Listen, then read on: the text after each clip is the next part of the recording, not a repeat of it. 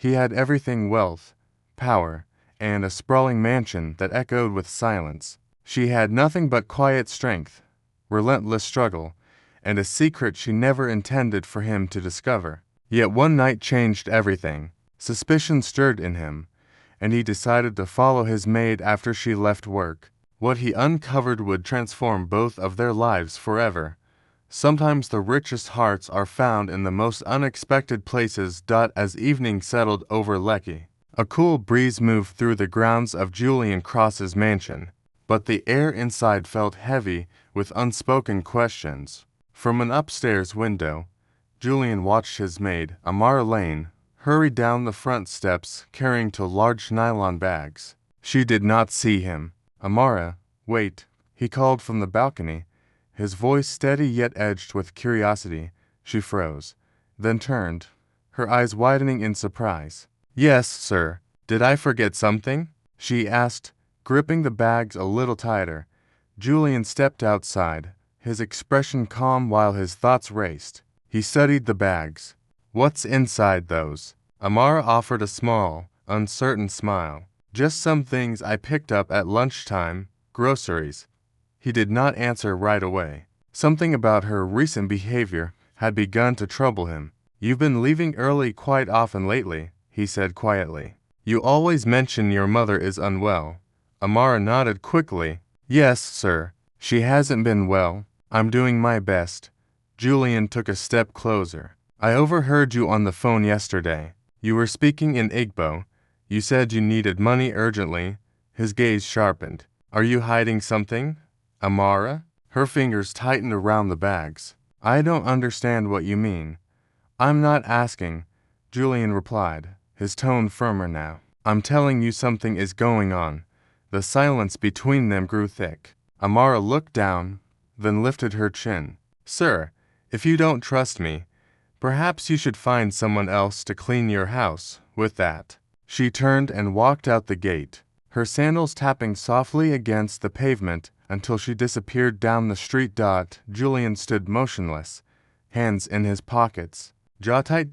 Back inside the vast, quiet house, he poured himself a glass of whiskey that brought no comfort. He stared out at the lights of Victoria Island, his mind restless. Years of betrayal had taught him to be cautious. Money, he had learned, often attracted more enemies than peace. Now even Amara, the soft-spoken woman who cleaned his kitchen and tended his plants, might be keeping secrets. He disliked mysteries. He needed the truth. That night sleep refused to come. The mansion lay in darkness except for the glow of his laptop. Julian sat at his desk, scrolling through Amara's employee file. Amara Lane. She had grown up in a new GU and had been working for him for several months. Her references had checked out. Her identification had been verified. Yet gaps remained: unexplained early departures, weekend absences, no record of what she did after leaving his house. "To clean," he whispered. "To simple." A memory surfaced. Earlier that week, after a heavy rain, Amara had arrived soaked. She had hung her coat on the hallway rack. Without thinking, Julian had offered to move it somewhere it could dry. In the pocket, he had felt a small, folded receipt. Now he walked to the coat rack, reached into the same pocket, and found it still there, a crumpled bank slip. He unfolded it slowly. 200,000 naira had been transferred to an account in a new GU under the name Yoma as her mother. His chest tightened. Was she telling the truth after all? Or was there more to the story? He placed the slip on the table and drew a deep breath. Tomorrow he would ask her directly, though he already sensed she would not give him a simple answer. Quiet people often guarded their truths well. One evening, Amara finished mopping the dining room and turned to him. "Sir, I'll be leaving now. My mother has a hospital checkup early tomorrow, and I have some things to handle tonight." Julian nodded, keeping his face neutral. "All right. Take care." The moment she stepped out, he picked up his car keys. Too many questions lingered. He had given her the evening off, yet she still claimed she had things to handle. What kind of things? Where was she really going? He followed at a distance in his black SUV, keeping the seat reclined so she would not notice him. Amara walked quickly, carrying a small bag, her steps purposeful. She did not take a cab. Instead, she boarded a yellow Danfo bus heading toward a Jeganal. Julian's eyes narrowed. A Jeganal that was far from here. He trailed the bus through thickening traffic, the air heavy with the scent of roadside suya and the noise of hawkers. His focus stayed fixed on the girl by the window, staring out at nothing. More than an hour later, the bus stopped in a crowded street lined with faded shop signs. Amar got off and walked past a row of worn buildings. One bore a small, peeling sign, Yumana Learning Center, evening classes and food support. Julian parked across the road and waited. Through the glass windows he could see inside. The place was small and shabby, yet alive with warmth. And then he saw her standing at the front of a modest classroom, smiling gently as she spoke to a group of older men and women. Some held notebooks, others simply listened. She was not cleaning. She was not hiding. She was teaching. English, she said slowly, pointing to the chalkboard. How are you? The students repeated after her, their accents thick but eager. Amar moved among them, helping where needed, laughing softly, a sound Julian had never heard inside his own house. When an elderly man struggled with the word hospital, she knelt beside him and gently corrected his pronunciation. Something inside Julian shifted. This was not a secret life. This was sacrifice. This was a woman who left his mansion at sunset not to rest or to play, but to offer knowledge, hope, and kindness to people who had almost nothing. Shame washed over him for every suspicion he had held. That night Julian sat in his study, unable to sleep. He had watched Amara teach with patience and love, as though it were the most natural thing in the world.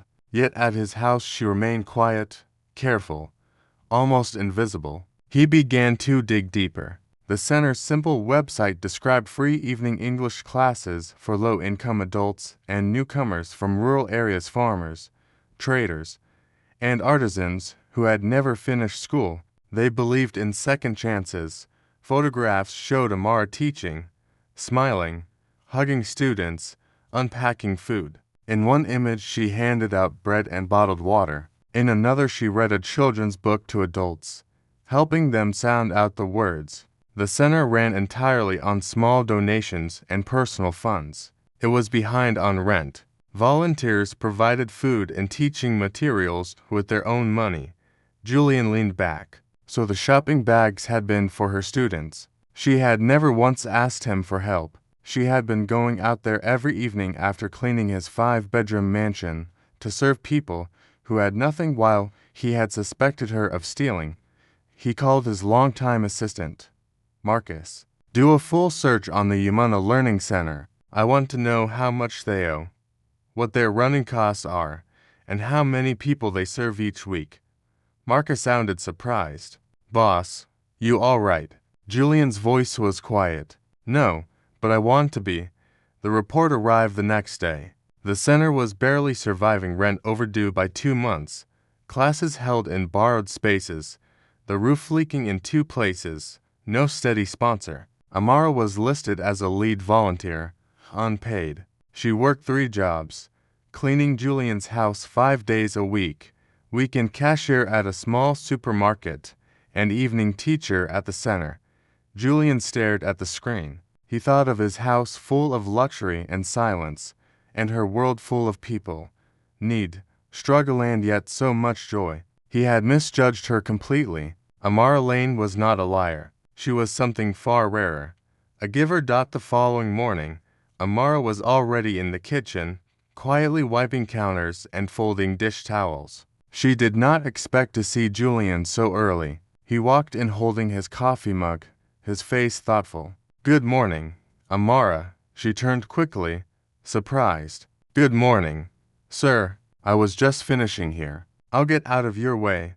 Actually, Julian said gently, could you sit for a moment? I'd like to talk to you.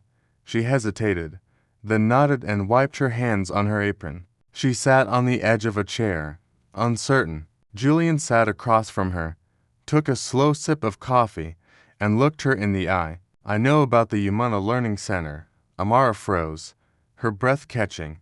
I followed you, Julian said quietly. The other night, when you said you were working late. He looked down, ashamed. I didn't trust you. I thought you were hiding something and I was right. But not in the way I expected. Tears welled in Amara's eyes. You followed me. Julian nodded. I saw you teaching, helping those people, carrying food, speaking kindly, smiling in a way I'd never seen here at the house. Amara looked down at her lap, her fingers trembling. I wasn't trying to hide it. I just didn't think it mattered. It matters, Julian said. He leaned forward. I read about the center. I know you work there every evening. I know you also clean houses downtown and work weekend shifts at the grocery store, all of it just to keep that center alive.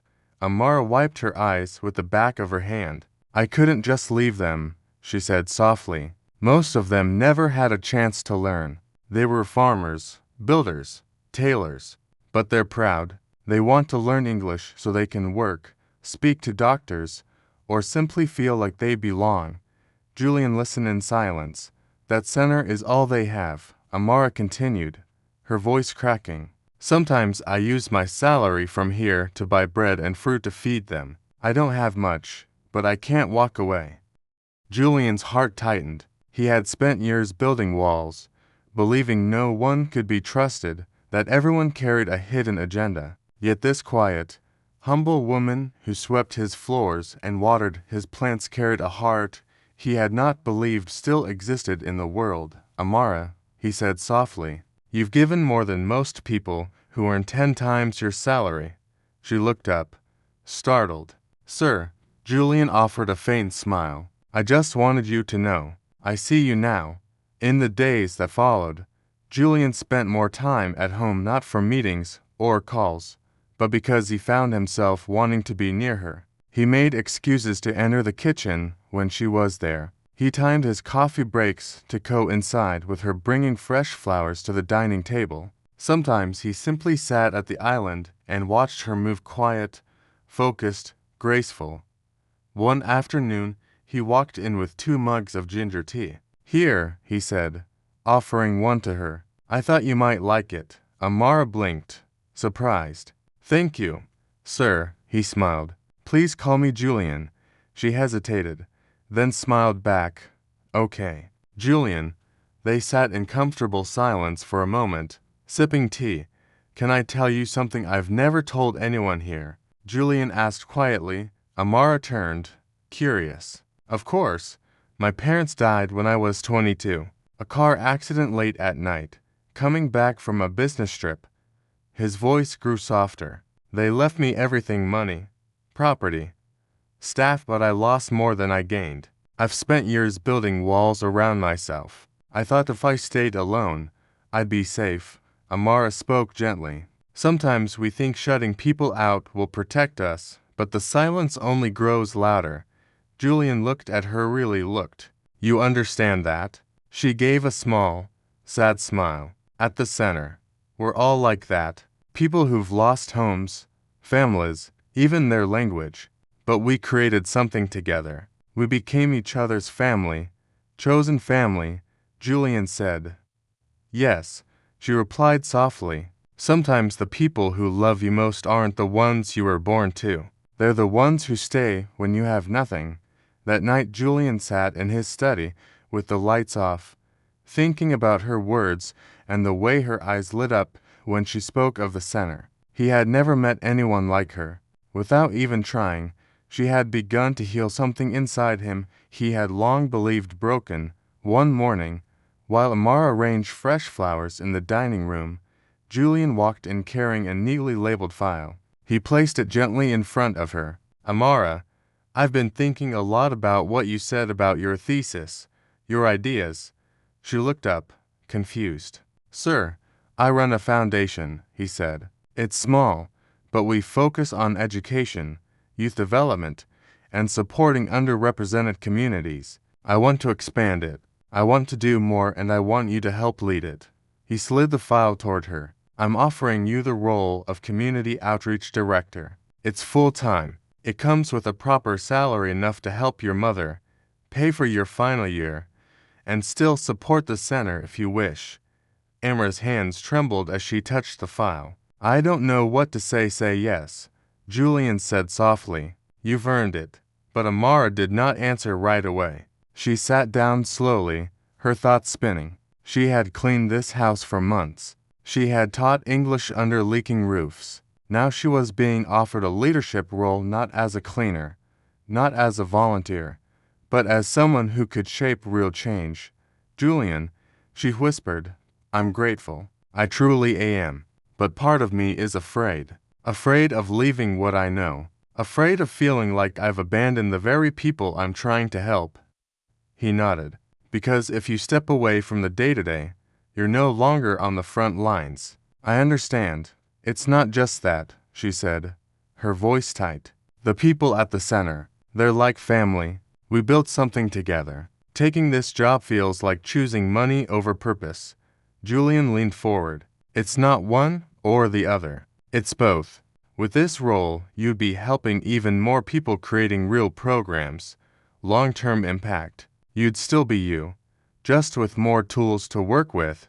She bit her lip, torn between two voices inside her. One whispered that this was what she had worked for. The other warned her not to forget where she came from. Can I think about it? She asked. Of course, Julian said. Take your time. In the days that followed, a quiet distance grew between them, where there had once been warm tea, shared laughter, and long conversations. Now there was only polite formality. Good morning, sir. Good morning, Amara. They passed each other like shadows in the wide, beautiful house, full of space, yet empty of warmth. Julian felt the absence in his bones. He had opened a door, and perhaps she had been too afraid to walk through it. One afternoon, Amara knocked gently on the door of his study. She stood there with an envelope in her hand. I just came to say I'm giving my notice.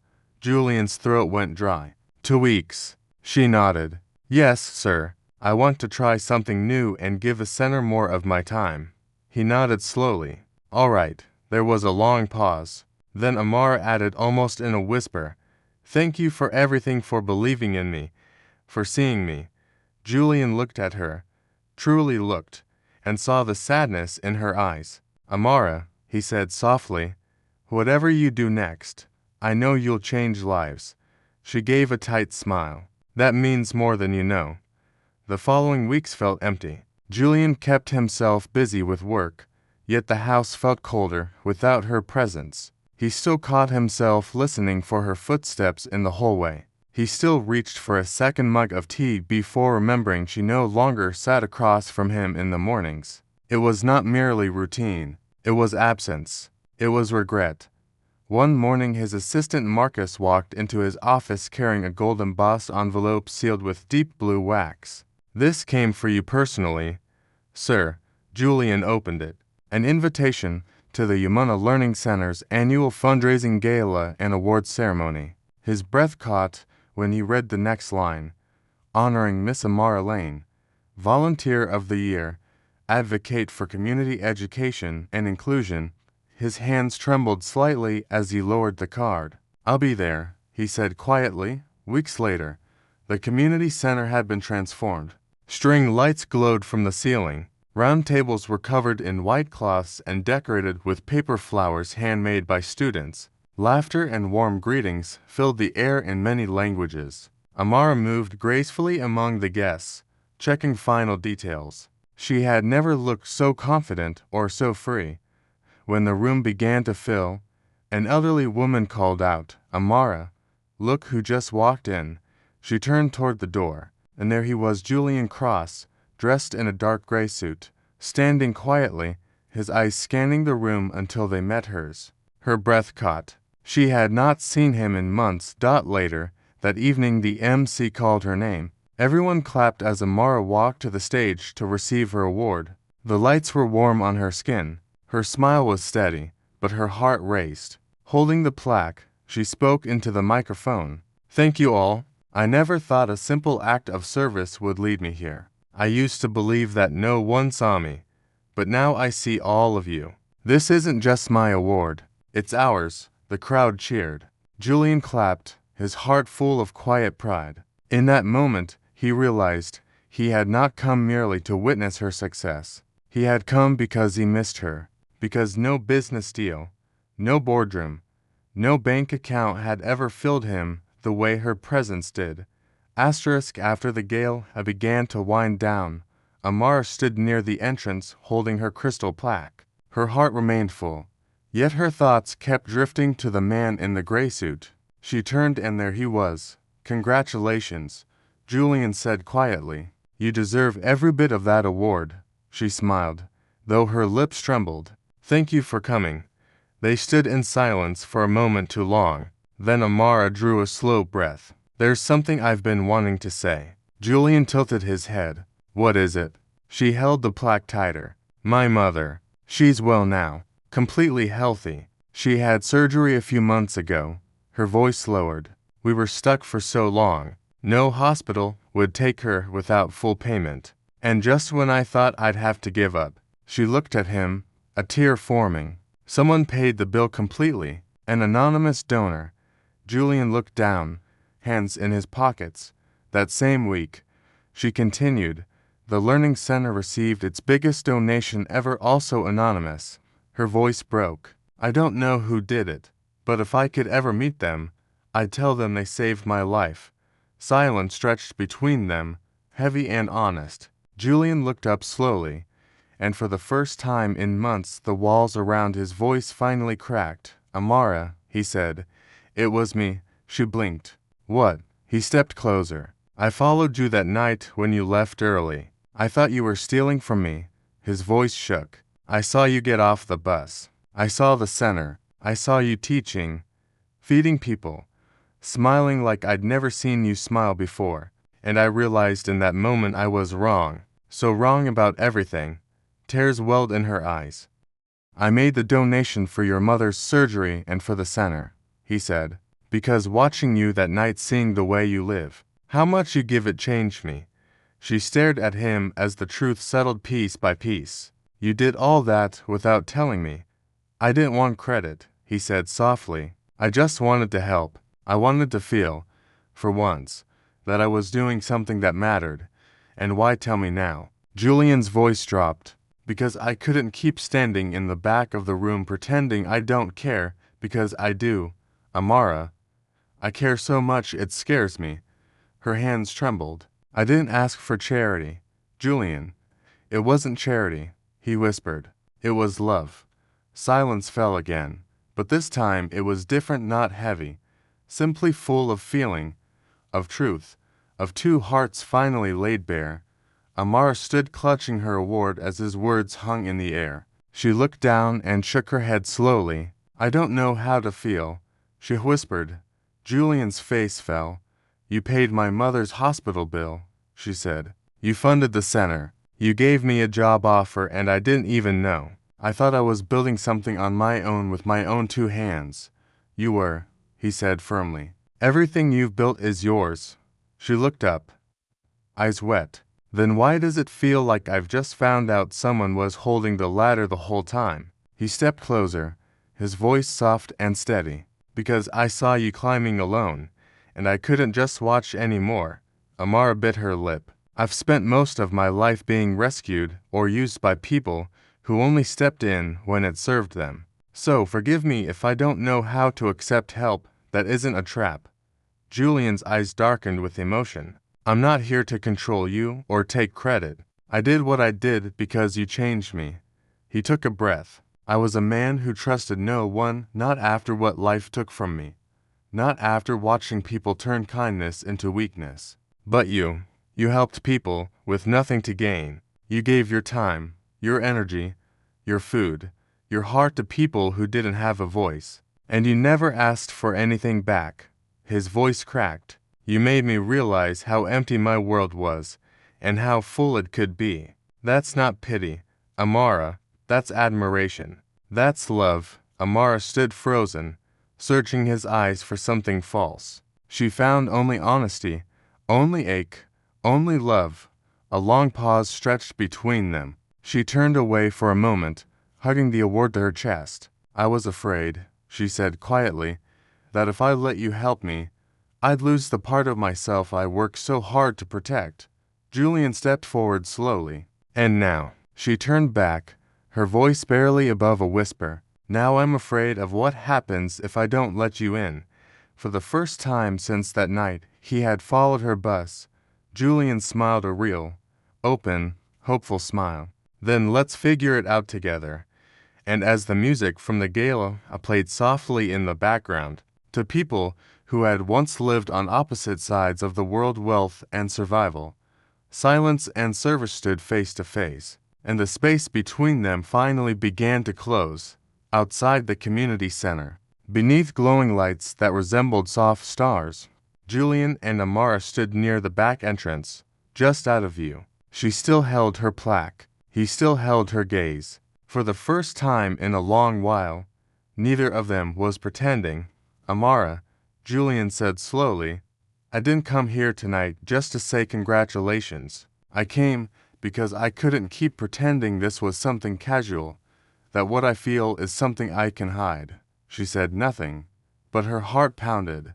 I don't want to just date you, he continued. I don't want dinner and movie conversations and see you next weekend kind of love. His voice softened. I want to build something, a life, a mission, a partnership. You and me, helping people, lifting others, building a world where no one has to fight alone the way you did. He took her hand. I want to be your partner in purpose, your partner in everything. Tears welled in her eyes. Julian smiled gently, hopeful. What do you say? Amara did not answer right away. She leaned in slowly, naturally, and pressed her lips softly to his. It was sweet, quiet, real. When she pulled back, her eyes were shining. I say yes, she whispered. He exhaled like he had not breathed in years. But first, she added, wiping a tear from her cheek, you have to come meet someone. Julian tilted his head. Who? She grinned. My mother. In Enugu. He laughed, surprised. Should I be nervous? Very, she said, playful now. She has opinions and questions. Julian took her hand again and nodded. Then let's go to Enugu. And just like that, under the faded bulbs of a humble center that had once stood on the brink of closing, two lives came together, not through money, not through pity, but through love, purpose, and the courage to begin again. In the months that followed, Julian kept his word. He traveled to Enugu, sat in a small living room filled with colorful wrappers, plastic chairs, and curious Annies, and answered every one of Mama Yoma's questions. He ate pounded yam too slowly. He said no when he should have said yes. Ma. He called her Mama and meant it. By the end of the weekend, Mama Yoma smiled and said, he's too skinny, but his heart is full. That's enough. The wedding day arrived, and it took place in the very place where everything had begun, the learning center. But it looked nothing like before. The broken walls had been painted soft white. Colorful murals of alphabets, books, and smiling faces covered the side walls, all painted by the students themselves. A digital lab with new computers stood ready. Fresh ceiling fans turned overhead. Children ran about laughing, holding paper flowers and ribbons. Beneath strings of fairy lights strung between rows of folding chairs draped in fabric, Amara stood at the back of the hall in a simple lace dress the color of soft yellow, passed down from her grandmother. Her mother adjusted her veil with shaky fingers, eyes shining. Amara touched her hand and whispered, thank you for not giving up on me, Mama. Guests came from everywhere, executives from Julian's firm, market women who had learned to read from Amara, elderly students dressed in their finest, little children with hand-drawn signs taped to their shirts, and Mama Chi, who had brought a cooler of drinks. There were no flashy flower arches, no chandeliers, no wedding planner, only a wooden platform decorated with baby's breath and white fabric, and a borrowed keyboard playing soft gospel tunes. Julian stood at the front in a crisp black suit, smiling so hard his cheeks hurt. When Amara walked down the makeshift aisle, everyone stood. Some cried, some clapped, Julian forgot to breathe. When she reached him, they both laughed through tears. The officiating pastor kept the ceremony short. The vows were their own. Amara spoke first. I once thought I had to carry everything alone, but you reminded me that love is not a weight. It's a hand to help carry it. I don't just marry you, Julian. I build with you. I believe with you. Julian's voice was steady and full. You showed me that wealth is not in bank accounts, but in the lives we touch. I promise to be your teammate, your protector, your partner in purpose always. When the crowd shouted, "You may kiss your bride," it felt as though the entire center of the place they had once saved together had been reborn. A year later, Julian and Amara had not slowed down. They had simply turned their love into action. Together they launched the Cross Foundation, named in honor of their families, a blend of roots and new beginnings. Their mission was literacy, social services, and full support for the underserved across West Africa. Julian handled logistics, strategy, funding, and partnerships. Amara led everything else. She trained volunteer teachers. She spoke in rural communities. She sat with grandmothers in overcrowded clinics and listened to market women in dusty town squares, always ending with the same words: "You are seen. You are needed. Your voice matters." Their headquarters stood on the edge of Lagos, a modest, welcoming two-story space filled with books, computers, and laughter. But the heart of the foundation still lived inside the small community center where it had all begun. One evening Julian brought Amara back there, hand in hand, just the two of them. The paint on the walls was fresh. The windows stood open wide. Children were in class. Guided by new teachers, Amara had trained herself. At the back of the center was a quiet room, the same one where Julian had once followed her in the shadows. Believing she was hiding something, he pushed the door open for her. She stepped inside. Mounted above the whiteboard was a small gold plaque, "The Amara Lane Learning Room, where every voice matters." Amara stood frozen for a moment, then ran her fingers across the letters. "I don't deserve this," she whispered. "You do," Julian said softly. "You always did." A long, warm silence passed between them. "My only regret," Amara said at last, smiling through quiet tears, "is that I didn't tell you sooner how much I loved you." Julian stepped closer and kissed her forehead. "I knew," he whispered. "I felt it long before you ever said it." That evening, as the sun dipped low and painted the sky in soft golden pink, Julian and Amara stood beside the car packed with bags and passports. Their honeymoon awaited in Zanzibar, a place neither had visited but both had always dreamed of seeing. Before they got in, Amara looked back at the building, the center, the plaque, the place where everything had begun, ready for the next chapter. Julian asked. She took his hand, smiled deeply, and replied, "Born ready." They got in, closed the doors, and drove away toward love, toward purpose, toward forever. Before this beautiful journey closes, let one final truth echo. Let love lead.